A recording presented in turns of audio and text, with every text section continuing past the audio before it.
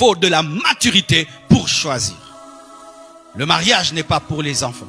Tu peux avoir la maturité physique, mais spirituellement tu es immature, ne te marie pas. Tu peux avoir la maturité physique, mais psychiquement tu es un enfant, ne te marie pas. Tu peux avoir la maturité spirituelle, mais financièrement tu n'es pas autonome, ne te marie pas. Ce n'est pas parce que tu parles en langue, que tu connais la parole, les écritures, que tu dois te marier, parce qu'il faut payer l'eau, l'électricité. Ce n'est pas avec des feuilles de la Bible, mais c'est avec un salaire.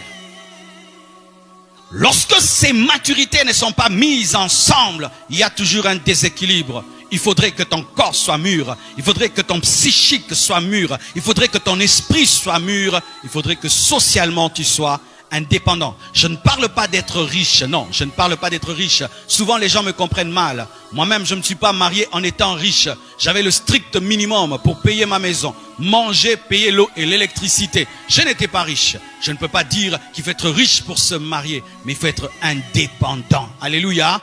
Être indépendant. Capable toi-même de te nourrir au moins une fois par jour. Capable toi-même de t'amener à l'hôpital. Capable toi-même de régler tes problèmes financiers.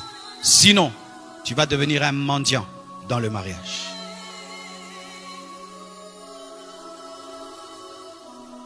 Alors, après avoir dit tout ça, vous êtes déjà déséquilibré. Du coup, vous commencez à voir le mauvais côté du mariage. Écoutez ceci, mes frères et sœurs. Si j'ai beaucoup tapé sur les épines, c'est parce qu'on présente beaucoup la rose. Mais la vérité, la voici, c'est que dans le mariage, il y a beaucoup de joie, mais aussi beaucoup d'épreuves. Il y a beaucoup de paix, mais aussi beaucoup de combats.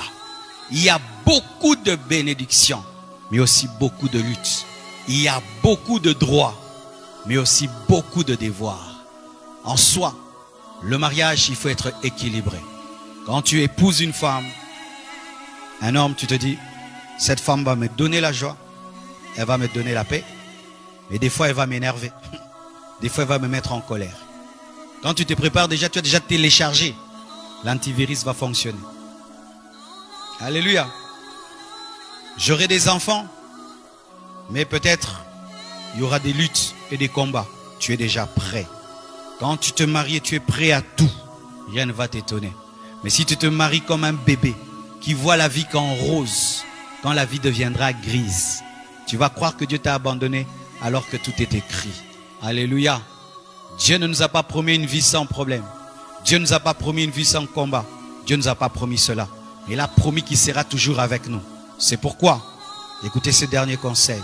La Bible dit, dans Jean 15, verset 5, « Je suis le cep, vous êtes le sarment. Celui qui demeure en moi et en qui demeure, je demeure, porte beaucoup de fruits, car sans moi, vous ne pouvez rien faire. » Sans Jésus, tu ne peux rien faire.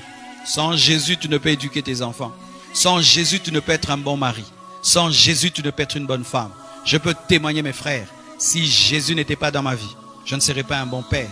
Je ne serais pas un bon mari. Je suis le père que je suis.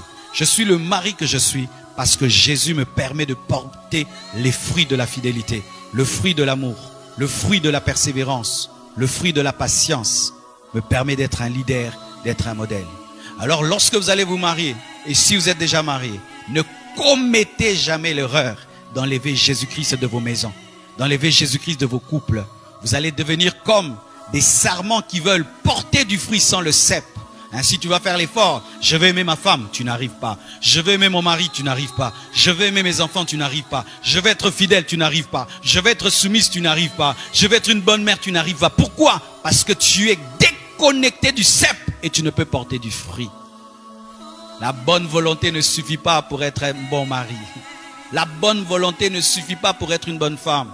Ces hommes que vous voyez là, en train d'être des mauvais pères et des mauvais maris, ont voulu être des bons pères, mais ils n'ont pas la force. Ces femmes que vous voyez là, qui font pleurer leur mari, ont voulu être des bonnes femmes, mais n'ont pas la capacité. Jésus doit être au centre de vos couples.